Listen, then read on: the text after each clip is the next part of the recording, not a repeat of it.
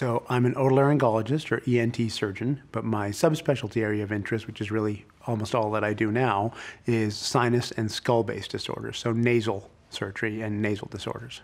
Our practice really runs the gamut. I can see inflammatory sinus problems like you can't breathe well through your nose because you may have a deviated septum or allergies or nasal polyps or infections, all the way up to the more extreme type of conditions, including tumors that affect the nose and skull base.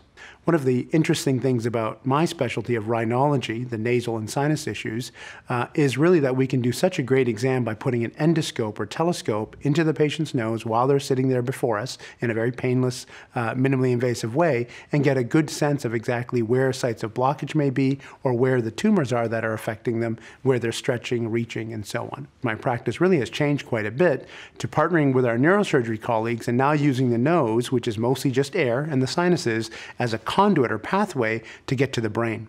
So now we're actually doing more and more brain surgery through the nose with our neurosurgery colleagues. The amazing thing about that is that we can take out brain tumors that, in days past may have required a craniotomy, going this way through the skin, skull, and retracting the brain.